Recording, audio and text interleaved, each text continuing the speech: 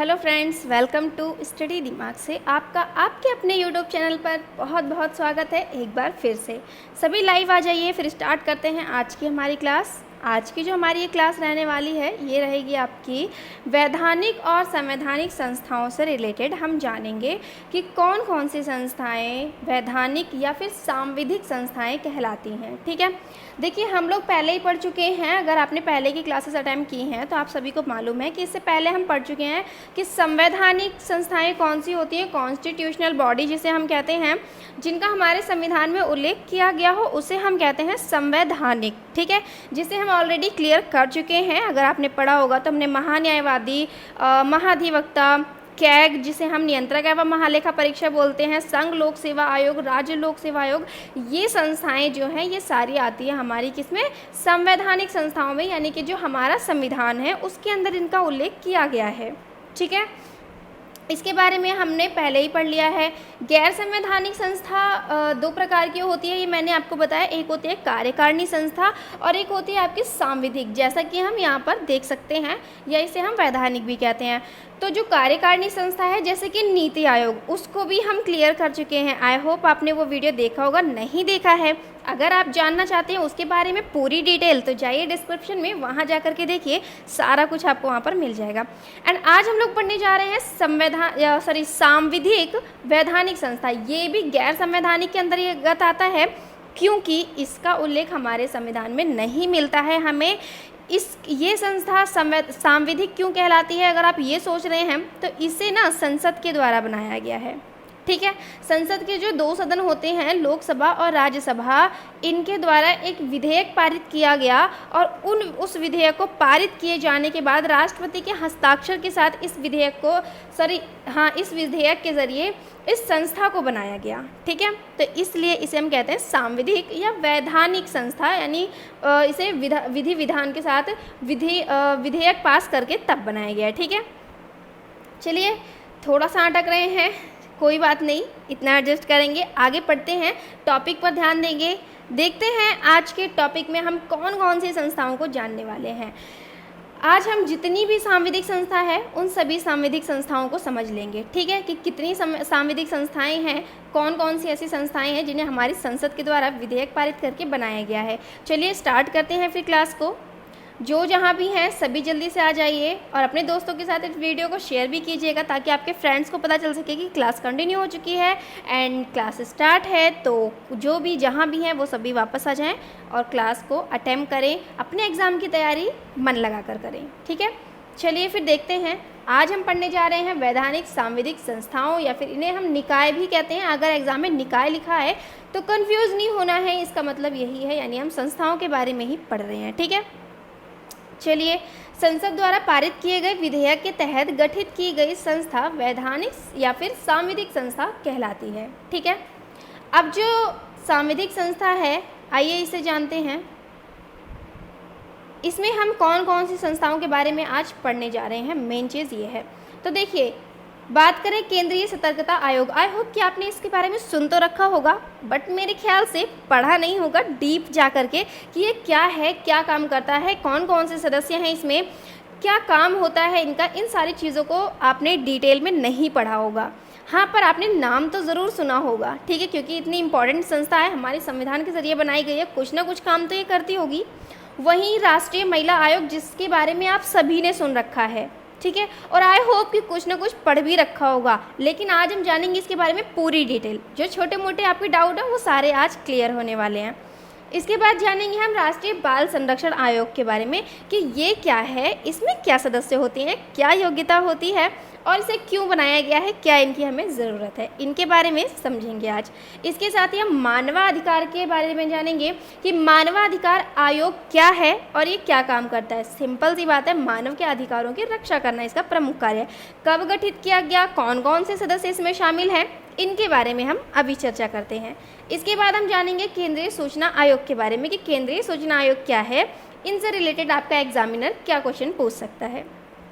तो स्टार्ट करें, पता चल गया। आज हम जानेंगे इन पांचों संस्थाओं के बारे में जिनको कि हमारी संसद के द्वारा विधेयक पास करके बनाया गया है। चलिए स्टार्ट करते हैं। पहला क्वेश्चन देखेंगे, अपने क्वेश्चन नहीं है, क्वेश्चन आपको पढ़ा के इतने क्वेश्चन पढ़ा दिए हैं कि अब क्वेश्चन ही ज़ुबान पर आता है। चलिए तो हम पढ़ रहे हैं टॉपिक, और टॉपिक में जानेंगे सबसे पहले हम केंद्रीय सतर्कता आयोग के बारे में कि केंद्रीय सतर्कता आयोग क्या है, इसका गठन कब हुआ, या क्या चीज़ें हैं, वो सारी चीज़ें जो भी आपके डाउट हैं और जो भी एग्जामिनर आपसे पूछ सकता है उन सारी चीज़ों को हम क्लियर करने वाले हैं। चलिए तो स्टार्ट करते हैं। केंद्रीय सतर्कता आयोग, ठीक है, ये एक गैर संवैधानिक संस्था है। जैसा कि मैंने आपको बताया, गैर संवैधानिक संस्था दो प्रकार की होती है, एक होती है कार्यकारिणी, एक होती है सांविधिक। तो ये एक गैर संवैधानिक संस्था है, लेकिन ये कार्यकारिणी नहीं, सांविधिक है, क्योंकि इसे हमारे संविधान से विधेयक पास करके बनाया गया है। ठीक है, अब इसका गठन कब किया गया, बात करें इसकी, तो इसका जो गठन है ये 11 फरवरी 1964 को हुआ था। डेट आप याद रखिएगा, डेट ही मोस्टली आपसे एग्जाम में पूछा करता है। ठीक है, तो याद रखेंगे किसके कब किया गया था इसका गठन, तो 1964 में 11 फरवरी 1964 को इसका गठन हुआ था। अब किसकी सिफारिश पर किया गया था, किसी न किसी ने इसके लिए सिफारिश तो की होगी ना, मांग की होगी कि आप ये संस्था बनाइए, इसकी हमें ज़रूरत है। तो वो थी के संथानम समिति, आपने पढ़ा होगा, और भी मैंने आपको पहले भी इसे पढ़ा रखा है कि इस समिति ने और भी कई चीज़ों की मांग की है। तो इसी समिति के तहत इस संस्था की मांग की गई, सिफारिश की गई, और इसकी सिफारिश पर क्या हुआ, 11 फरवरी 1964 पर इसका गठन किया गया विधेयक पास करके। अब वर्तमान में इसका मुख्यालय कहाँ पर है, जब इसका गठन हो गया तो कहीं ना कहीं इसका मुख्यालय होगा, तो मुख्यालय है आपका नई दिल्ली में। ओके, इतनी चीज़ें समझ में आ गई। आइए बढ़ते हैं आगे। अब हमें जानना ये है कि जो केंद्रीय सतर्कता आयोग है इसमें सदस्य कौन कौन होते हैं। तो इसमें एक तो होते हैं केंद्रीय सतर्कता आयोग, आयुक्त जिसे हम कहते हैं, जो मेन होते हैं, जो कि अध्यक्ष के रूप में कार्य करते हैं, उन्हें हम कहते हैं सतर्कता आयुक्त। इतना ही नहीं, इसमें दो अन्य सदस्य भी होते हैं जिन्हें हम नॉर्मल आयुक्त कह सकते हैं। ठीक है, लेकिन एक प्रमुख भी तो होना चाहिए, तो जो प्रमुख के रूप में कार्य करते हैं वो एक इसमें केंद्रीय सतर्कता आयुक्त होते हैं, 3 सदस्य इसमें होते हैं। ठीक है, आइए आगे बढ़ें। अब इन सदस्यों की नियुक्ति कौन करते हैं, जो सदस्य इसमें शामिल हुए हैं, इनकी नियुक्ति किसके द्वारा की जाएगी, निर्वाचन होगा या नियुक्ति, ये भी क्वेश्चन आपसे कंफ्यूज कर सकता है। अगर निर्वाचन बोल दिया तो आप कंफ्यूज हो जाएंगे और सोचेंगे शायद निर्वाचन होता होगा। अरे निर्वाचन कौन करेगा, जनता करेगी या कौन, नहीं, इनका निर्वाचन नहीं होता है, इनको नियुक्त किया जाता है डायरेक्ट हमारे राष्ट्रपति जी के द्वारा। ठीक है, एक कमेटी की संस्तुति पर जिसकी अध्यक्षता प्रधानमंत्री के द्वारा की जाती है। राष्ट्रपति अपनी इच्छा से, राष्ट्रपति को तो मालूम नहीं है ना कि उसके अंदर वो इस लायक है या नहीं, इसका सदस्य बनने लायक है कि नहीं, इसलिए वो डायरेक्ट किसी भी व्यक्ति को नहीं बना सकते हैं। उसके लिए एक संस्तुति करने के लिए एक कमेटी गठित की जाती है। उस कमेटी में कुछ सदस्य शामिल होते हैं और ये सदस्य इस बात का निर्णय लेते हैं कि इस व्यक्ति को इसका केंद्रीय सतर्कता आयोग जो है इसका सदस्य बनाना चाहिए। तो इसके लिए फिर जब वो सिलेक्ट करते हैं तो फिर राष्ट्रपति जी उनकी नियुक्ति करते हैं डायरेक्ट। ठीक है, क्लियर। अब ये कमेटी जो गठित की जाती है, इस कमेटी की कोई ना कोई अध्यक्षता करता होगा, कोई प्रमुख होगा ना, तो वो होते हैं हमारे प्रधानमंत्री जी। जैसा कि यहाँ पर आपको बता रखा है कि इस कमेटी की अध्यक्षता हमारे प्रधानमंत्री जी करते हैं। प्रधानमंत्री जी इसमें अध्यक्ष होते हैं, तो ये तो इस कमेटी में शामिल होते हैं। इसके अलावा गृह मंत्री और विपक्षी दल के नेता, ये लोग इसमें शामिल होते हैं और इनके द्वारा उस व्यक्ति को जो है वो सिलेक्ट किया जाता है, उसकी संस्तुति की जाती है और फिर राष्ट्रपति जी के द्वारा उसकी नियुक्ति हो जाती है। ठीक है, आइए बढ़ते हैं आगे। अब इनका कार्यकाल कितने वर्ष का होता है, वो नियुक्त तो कर लिए गए, अपने पद पर आ गए, अब इनका कार्यकाल कितने समय के लिए होगा, कब तक अपने पद पर बने रहेंगे। तो यहाँ पर 2 चीज़ें हैं, एक तो 4 वर्ष तक वो अपना कार्यकाल पर रह सकते हैं, दूसरा 65 वर्ष की सेवानिवृत्ति की आयु है। अब जो पहले होगा उसके अकॉर्डिंग उनका कार्यकाल समाप्त होगा। अगर उन्हें 4 वर्ष हो जाते हैं कार्यकाल पर रहते हुए, उनकी एज अभी 62 वर्ष है, तो वो सेवानिवृत्त हो जाएंगे अकॉर्डिंग टू 4 ईयर। ओके, लेकिन अगर उनकी एज 65 हो जाती है और उन्हें अभी अपने कार्यकाल पर 2 ही वर्ष हुए हैं, तो भी वो सेवानिवृत्त हो जाएंगे, क्योंकि 65 वर्ष यहाँ पर सेवानिवृत्त रिटायरी की डेट है। ठीक है, तो जो पहले होगा उसके अकॉर्डिंग। क्लियर यहाँ पर। अब बात आती है क्या अगर इनको इनके पद के लिए नियुक्त कर लिया गया है तो इन्हें इनके पद से हटाया नहीं जा सकता? ऐसा बिल्कुल भी नहीं है। अगर ये अपने पद का गलत उपयोग कर रहे हैं, दुष्कर्म कर रहे हैं, गलत काम कर रहे हैं, तो ऐसे में इनको इनके पद से हटाया जा सकता है। और पद से इन्हें हटाएगा कौन? ये अधिकार किसके पास है? मेरे या आपके पास थोड़ी ना है, हमारे राष्ट्रपति जी के पास है। राष्ट्रपति जी हटाएंगे, लेकिन कैसे? सुप्रीम कोर्ट की रिपोर्ट पर। ऐसे थोड़ी ना कि अपना मन किया और हटा दिया। कुछ सबूत तो चाहिए होंगे, सुप्रीम कोर्ट रिपोर्ट पेश करेगा, उसे गलत साबित करेगा, तब राष्ट्रपति जी उन्हें उनके पद से हटा देंगे। ठीक है, आइए बढ़ते हैं आगे। कुछ और महत्वपूर्ण पॉइंट्स जानते हैं जो आपके एग्जाम में क्वेश्चन बन सकता है, जैसे कि वेतन। बात करें वेतन की, इनको वेतन भत्ते कितने मिलते हैं? तो इनको जो वेतन भत्ते होते हैं और इसके अलावा सेवा शर्तें होती हैं सतर्कता आयुक्त की, ये जो है हमने पढ़ा है संघ लोक सेवा आयोग के बारे में, आपको मालूम है, जो कि एक संवैधानिक संस्था है। इसी के जो आयुक्त या इसके जो अध्यक्ष होते हैं उसके समान होती है। केंद्रीय सतर्कता आयुक्त की वेतन भत्ते और सेवा शर्तें जो है ये हमारे लोक सेवा आयोग के जो अध्यक्ष होंगे उसके समान अनुसार होगी। ठीक है, यही बात इसमें कही गई है। इसके अलावा जो अन्य सदस्य होंगे इसमें, जैसा मैंने आपको बताया, केंद्रीय सतर्कता आयोग में जो है एक केंद्रीय सतर्कता आयुक्त की जगह और भी सदस्य होते हैं, तो उनका वेतन भत्ता और सेवा शर्तें कैसे होंगी? तो वो जो है लोक सेवा आयोग के जो अन्य सदस्य होते हैं उनके समान होगी। ठीक है, तो यहाँ पर ये चीज़ याद रहेगा।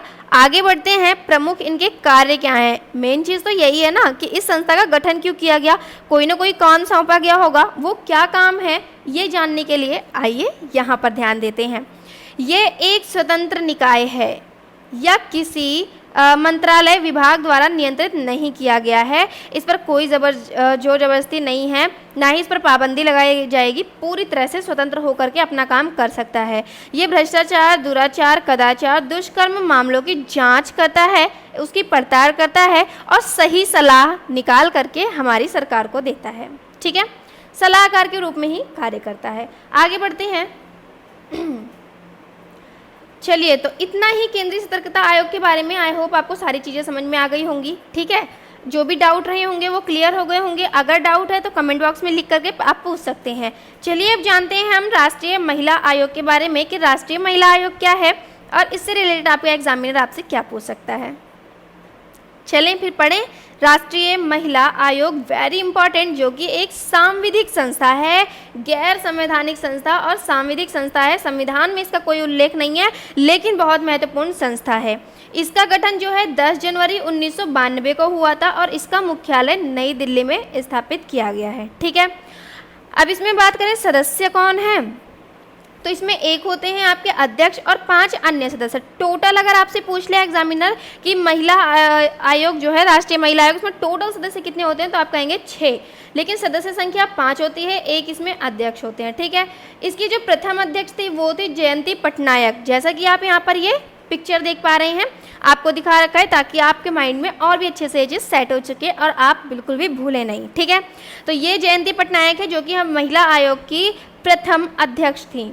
अब आते हैं वर्तमान में कौन है महिला आयोग की अध्यक्ष, तो यहाँ पर आप देख पा रहे हैं ये फोटो लगी है रेखा शर्मा जी की, ये ही हमारी वर्तमान में अध्यक्ष हैं। ठीक है, अब बात करें कि जो राष्ट्रीय महिला आयोग है इसमें जो सदस्य हैं शामिल, ये जो सदस्य होते हैं इनकी जो नियुक्ति की जाएगी वो किसके द्वारा की जाएगी, तो ये हमारे राष्ट्रपति जी के द्वारा ही की जाएगी। इनका कार्यकाल की बात की जाए कि अपने पद पर कितने समय तक बने रहेंगे, भाई नियुक्ति कर ली गई, ये अपने पद पर आ गए, राष्ट्रीय महिला आयोग के सदस्य बन गए, अब ये कितने समय तक कार्यकाल पर रहेंगे, कितने टाइम तक कार्य करते रहेंगे, तो याद रहे 3 वर्ष।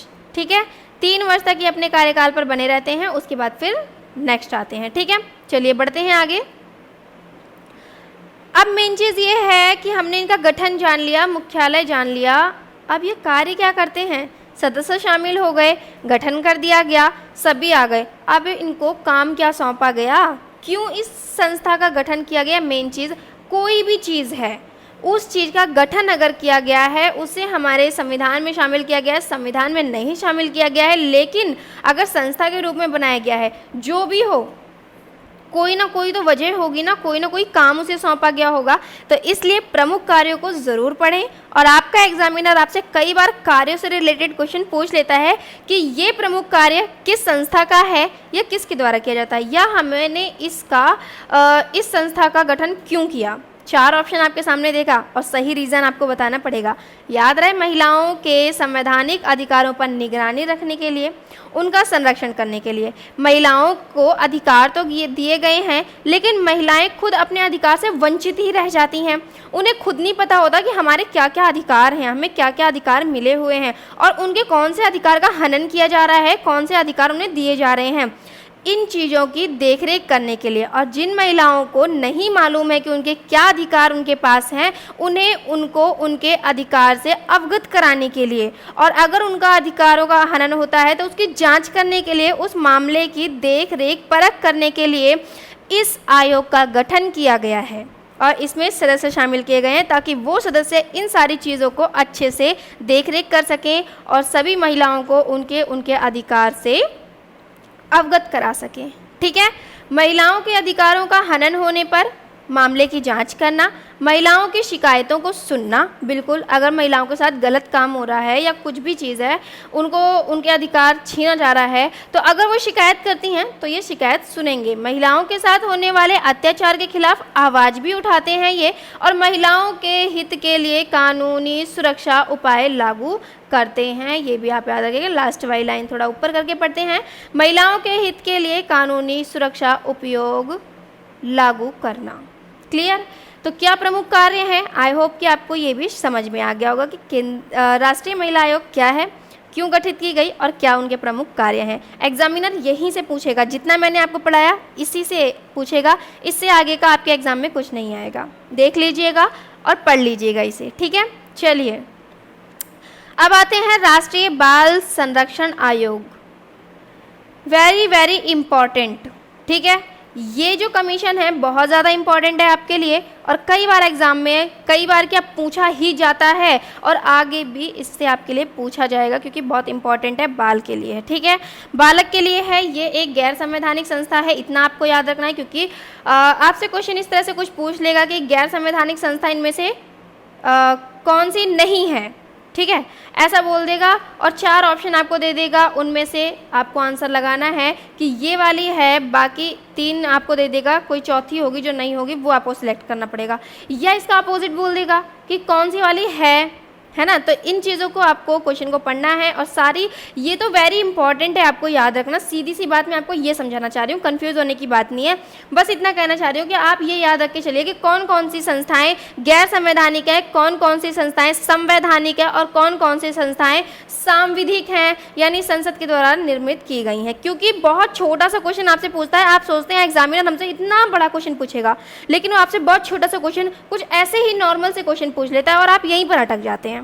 सब कुछ पढ़ के जाते हैं लेकिन इतनी छोटी सी चीज़ आप वहाँ पर कंफ्यूज हो जाते हैं जब आपके सामने ऑप्शन आता है। तो मेन चीज़ छोटी चीज़ों पर ज़्यादा फोकस करें। ठीक है, इन चीज़ों को ज़रूर याद रखें, जैसे कि डेट हो गया, गठन हो गया, ये कौन सी संस्था है, ऐसी छोटी छोटी चीज़ें तो आपको ज़रूर याद रख करके चलनी है। गठन इनका 2007 में हुआ, किसकी सिफारिश पर हुआ ये बात करें तो राष्ट्रीय अधिकार संरक्षण आयोग अधिनियम 2005 आपको याद होगा, इसके तहत ही सिफारिश की गई थी। 2005 में सिफारिश की गई और फिर 2007 में इसका गठन किया गया। इसमें जो सदस्य शामिल किए गए, 1 अध्यक्ष 6 अन्य सदस्य, टोटल बात करें तो 7 सदस्य। क्लियर? वर्तमान में इसके अध्यक्ष कौन है तो आप यहाँ पे रखेंगे यहाँ पर प्रियंका कानूनगो, जैसा कि आप यहाँ पर इनकी पिक्चर देख पा रहे हैं। ठीक है, वर्तमान में ये बाल संरक्षण आयोग के अध्यक्ष हैं। ओके, अब बात करें नियुक्ति की। इनकी नियुक्ति कौन करते हैं? केंद्रीय सरकार के द्वारा। ठीक है, हमारी जो केंद्र सरकार है इनके द्वारा इसका नियुक्ति की जाती है। कार्यकाल की बात की जाए तो 3 वर्ष का इनका कार्यकाल होता है। ओके, आइए बढ़ते हैं आगे कि इनके प्रमुख कार्य क्या हैं, इसका गठन क्यों किया गया, क्या प्रमुख कार्य ये करते हैं। प्रमुख कार्यों पर ध्यान देते हुए बाल अत्याचार और अपराध को रोकने में प्रमुख भूमिका निभाता है। ये बाल अधिकारों के उल्लंघन के मामलों की जांच करता है। छोटे छोटे बच्चे जो छोटी उम्र के हैं उनके साथ अगर गलत काम किया जा रहा है, जैसा कि आपको मालूम है कि फैक्ट्रियों में 14 वर्ष से कम उम्र के बच्चों को फैक्ट्रियों में काम करवाना मना है ना, वो तो उनका संवैधानिक अधिकार है। लेकिन अगर उनसे ये अधिकार छीना जा रहा है, 14 वर्ष से कम उम्र के बच्चों को फैक्ट्रियों में काम कराया जा रहा है, कारखानों में काम कराया जा रहा है, तो उसकी देख रेख करना, उसका संरक्षण करना, उसका पता लगाना, उस मामले की जाँच करना किसका काम होगा? इसी आयोग का काम होगा इसकी जांच करना, ठीक है। सभी बच्चों को उनके उनके अधिकार मिले, ये जो है सहायता करना इसी आयोग का काम है। इसीलिए इसका गठन किया गया ताकि जो बालकों को अधिकार दिए गए हैं उनको उनके अधिकार से अवगत कराया जाए, उनके उनके अधिकार दिलाए जाएं। इस चीज़ की देखरेख करने के लिए संसद द्वारा पारित किए गए विधेयक के तहत इस आयोग का गठन किया गया, ठीक है। आगे बढ़े, अब देखते हैं राष्ट्रीय मानवाधिकार आयोग क्या है, मानव के अधिकार क्या हैं और ये किस तरह से काम करता है, ठीक है। कौन से अधिकारों के मानव की रक्षा करता है, आइए जानते हैं। पहली बात तो यही है कि ये किस प्रकार की संस्था है। यह एक वैधानिक या हम कह सकते हैं सांविधिक संस्था है। यहाँ पर ये गलती से संवैधानिक लिख गया है, ठीक है। यहाँ पर आप याद रखेंगे कैसी संस्था है, ये सांविधिक संस्था है, संवैधानिक नहीं। क्या फर्क है सांविधिक और संवैधानिक में? संवैधानिक का मतलब होता है कि जिसका हमारे संविधान में उल्लेख किया गया हो। सांविधिक का मतलब होता है जिसका हमारे संविधान में उल्लेख ना हो लेकिन संसद के द्वारा पारित किए गए विधेयक से बनाई गई हो, ठीक है। तो राष्ट्रीय मानवाधिकार आयोग, जैसा कि यहाँ पर गलत लिख उठा है कि ये संवैधानिक है, संवैधानिक नहीं है, यह एक सांविधिक संस्था है, ओके।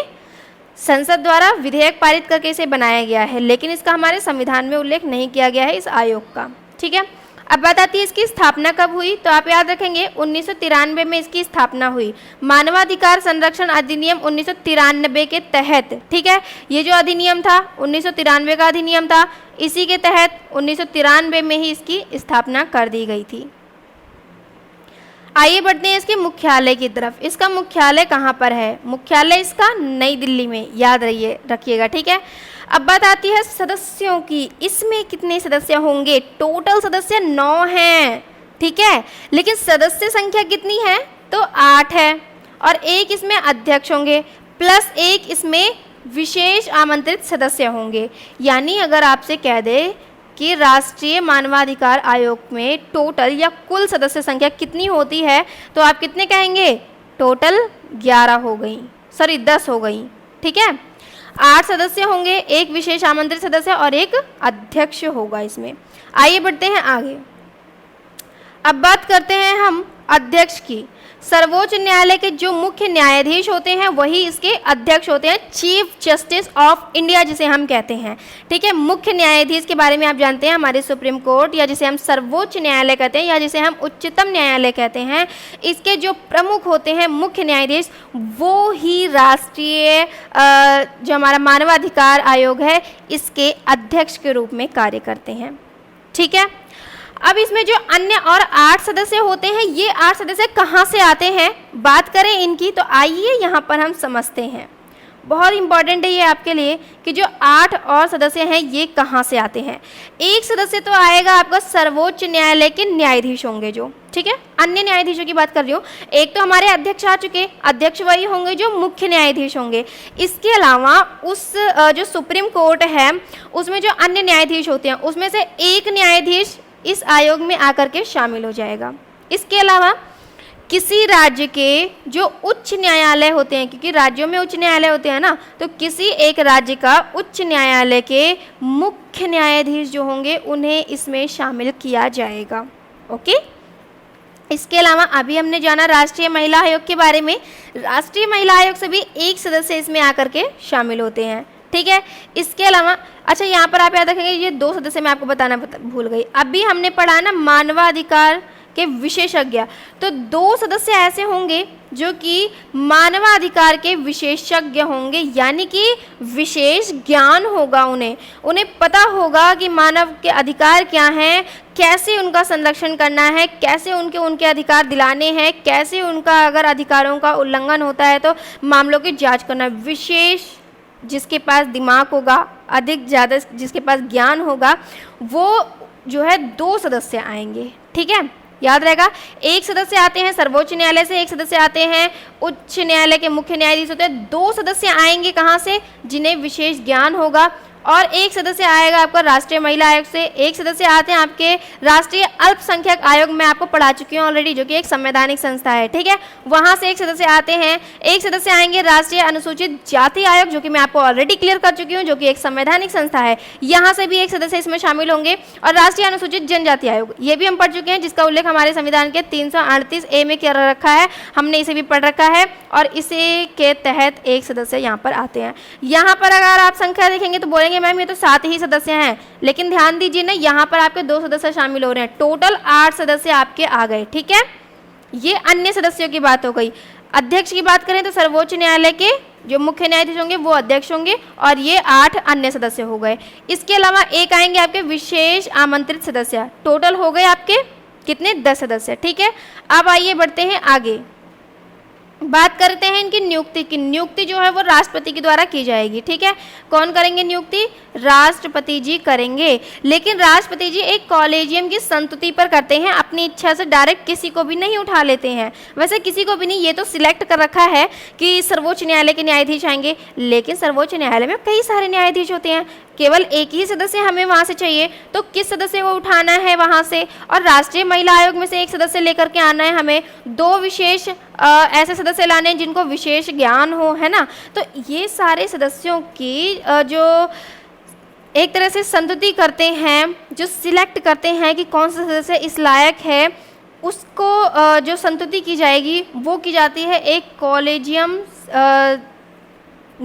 बनाया जाता है, गठित किया जाता है, जिसमें कुछ सदस्य शामिल होते हैं, और ये सारे मिल करके इसमें इस चीज़ का जो है वो डिसीजन लेते हैं, और फिर हमारे राष्ट्रपति जी को बताते हैं, फिर हमारे राष्ट्रपति जी उनकी नियुक्ति करते हैं, ठीक है। आइए जानते हैं इस कॉलेजियम में कौन कौन से सदस्य शामिल होते हैं, कहाँ कहाँ से आते हैं। कुल बात करें तो इसमें 6 सदस्य शामिल होते हैं, ये आप याद रखेंगे। टोटल इस कॉलेजियम में 6 मेंबर्स होते हैं। एक होते हैं आपके प्रधानमंत्री जो कि अध्यक्षता करते हैं, एक होते हैं आपके लोकसभा स्पीकर, एक होंगे लोकसभा के विपक्षी दल के नेता, राज्यसभा के विपक्षी दल के नेता, और राज्यसभा के उपसभापति, ठीक है। इसके अलावा गृह मंत्री, याद रहे राज्यसभा के सभापति नहीं होंगे, उपसभापति होंगे, ठीक है, क्योंकि जो राज्यसभा के सभापति होते हैं वो हमारे उपराष्ट्रपति होते हैं, तो वो नहीं होंगे इसमें शामिल, उपसभापति यहाँ पर शामिल किए जाएंगे, और केंद्रीय गृह मंत्री शामिल किए जाएंगे। क्लियर, तो ये सदस्य इसमें शामिल होंगे और इनके द्वारा संस्तुति की जाएगी, और फिर राष्ट्रपति के द्वारा नियुक्ति की जाएगी उन सदस्यों की। अब जो सदस्य नियुक्त तो कर लिए गए हैं, इनका कार्यकाल कितने वर्ष का होगा, अगर आप ये सोच रहे हैं तो 5 वर्ष या फिर 70 वर्ष का होगा। यहाँ पर ये वेरी इंपॉर्टेंट है इनके लिए, 70 वर्ष का होगा, ठीक है। सेवानिवृत्ति की एज कितनी है, 70। अगर वो उन्हें 70 वर्ष हो जाते हैं अपने कार्यकाल पर 2-3 साल के अंदर ही, तो वो सेवानिवृत्त हो जाएंगे। अगर वो 70 साल के नहीं हुए हैं तो उन्हें पूरे 5 वर्ष तक अपने कार्यकाल पर रहना पड़ेगा, जो पहले होगा उसके अकॉर्डिंग। आइए बढ़ते हैं इनके प्रमुख कार्यों की तरफ। इनके प्रमुख कार्य क्या क्या हैं, क्या इनके पास कार्य होते हैं, कौन कौन से कार्य करेंगे। यह देश में मानव अधिकारों का प्रहरी होता है, यह अंतर्राष्ट्रीय संधियों के निर्मित व्यक्तिगत अधिकारों की संरक्षण करता है, रक्षा करता है। इसके पास मानव अधिकारों के उल्लंघन संबंधी सभी न्यायिक मामलों के लिए हस्तक्षेप करने का जो है वो स्वतंत्र अधिकार है, ठीक है। ये कहीं भी हस्तक्षेप कर सकता है, जहां मानव अधिकार से संबंधित न्यायिक बातें चल रही हों वहाँ ये स्वतंत्र रूप से हस्तक्षेप कर सकता है। और जितने भी मानव के अधिकार हैं, सभी मानव को उनको उनके अधिकार से अवगत कराना इनका प्रमुख कार्य है। अगर मानव के अधिकारों का हनन किया जा रहा है तो उसकी जाँच करना इनका काम है। क्यों उल्लंघन हुआ है, किसने किया है, किस वजह से किया है, क्या मजबूरी रही है, हर एक चीज़ को अच्छी तरह से तराशना इनका प्रमुख कार्य होता है, ठीक है। क्लियर यहाँ तक। तो चलिए अब आ जाते हैं हम केंद्रीय सूचना आयोग की तरफ, ठीक है। अब तक के आई होप कि आपको सारे जितने भी हमने पढ़े वो सारे ही आयोग समझ में आए होंगे। अब बात आती है केंद्रीय सूचना आयोग क्या है, ये कैसे काम करता है और इसका गठन कब हुआ। यह भी एक वैधानिक निकाय है, ठीक है। कैसा निकाय है, वैधानिक, जिसे कि हमारी संसद से विधेयक पारित करके तो फिर गठित किया गया है। ये इस तरह का एक संस्था है और इसका जो स्थापना है ये 12 अक्टूबर 2005 को हुई है। यहाँ पर आप ये चीज़ देख सकते हैं, आपको पिक्चर भी दिखा रखी है इसकी। अब बात आती है इसमें सदस्य कौन कौन से शामिल होते हैं। तो यहाँ पर आपको याद रखना है कि एक तो इसमें हो जाएंगे आपके मुख्य आयुक्त और 10 अन्य सदस्य इसमें शामिल किए जाते हैं। नियुक्ति हमारे राष्ट्रपति जी करते हैं, राज्य स्तर पर राज्यपाल। अब यहाँ कंफ्यूज नहीं होना आपको कि राष्ट्रपति और राज्यपाल दो दो चीज़ें दे रखी हैं। देखिए केंद्रीय सतर्कता, अभी तो हम यहाँ पर पढ़ रहे हैं केंद्रीय सूचना आयोग के बारे में, इसी तरह से राज्य स्तर पर भी राज्य सूचना आयोग होता है। तो जब केंद्र की बात हम करें तो वहाँ पर हमारे राष्ट्रपति जी इन सदस्यों की नियुक्ति करेंगे, राज्य स्तर की बात करें तो राज्य स्तर पर हमारे राज्यपाल जी उनकी नियुक्ति करेंगे। फिलहाल हम यहाँ पर कौन सा पढ़ रहे हैं, केंद्र स्तर का पढ़ रहे हैं, ठीक है। ये यहाँ पर मैंने आपको बता दिया है केवल कि राज्य स्तर पर अगर पूछे तो राज्यपाल और केंद्र स्तर पर पूछे तो फिर राष्ट्रपति, ठीक है। और यहाँ पर अभी हम जितनी चीज़ों के बारे में पढ़ रहे हैं वो हम केंद्रीय सूचना आयोग के बारे में पढ़ रहे हैं, ठीक है, केंद्र स्तर पर जो हमारी सूचना आयोग है। चलिए बढ़ते हैं आगे।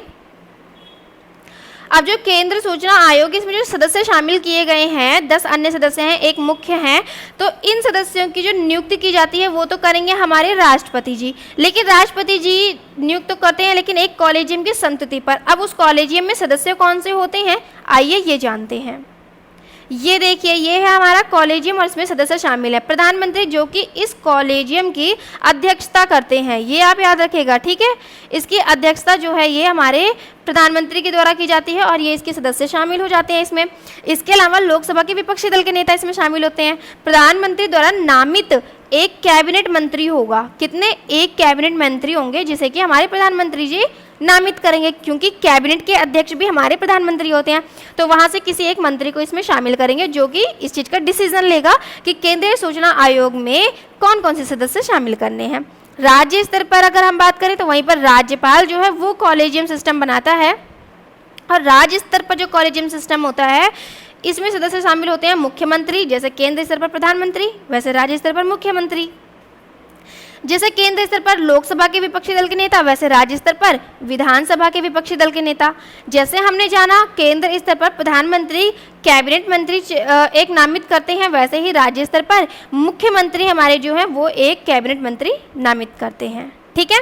तो इस तरह से इन सदस्यों की नियुक्ति की जाती है। आइए जानते हैं इनका कार्यकाल कितने वर्ष का होता है। इनका जो कार्यकाल होता है ये 5 वर्ष या फिर 65 वर्ष तक होता है, जो पहले हो उसके अकॉर्डिंग। 5 वर्ष अगर पहले वो अपना कंप्लीट कर लेते हैं तो सेवानिवृत्त हो जाएंगे, अगर वो 65 वर्ष के पहले हो जाते हैं तो वो सेवानिवृत्त हो जाएंगे अकॉर्डिंग टू जो पहले होगा, ठीक है।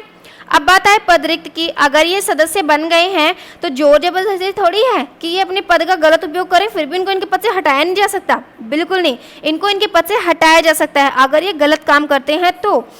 अब इस चीज़ की रिपोर्ट कौन पेश करेगा, हमारा सुप्रीम कोर्ट, जिसे हम सर्वोच्च न्यायालय या सुप्रीम कोर्ट कहते हैं, उच्चतम न्यायालय भी कहते हैं, ये भी याद रखिएगा, ठीक है। तो कंफ्यूज नहीं होना, उच्चतम न्यायालय लिखा हो, सर्वोच्च न्यायालय लिखा हो या सुप्रीम कोर्ट, बात एक ही है, ठीक है। ये अपनी रिपोर्ट पेश करेगा और अगर ये चीज़ साबित हो जाएगा कि उस व्यक्ति ने जो इस सूचना आयोग का सदस्य है वो अपने पद का गलत उपयोग कर रहा है, गलत काम कर रहा है, तो ऐसे में एक रिपोर्ट पेश की जाएगी जिसके तहत हमारे राष्ट्रपति जी के द्वारा इनको इनके पद से हटा दिया जाएगा, इनका पद खाली कर दिया जाएगा। अब बताते हैं इनके प्रमुख कार्य की।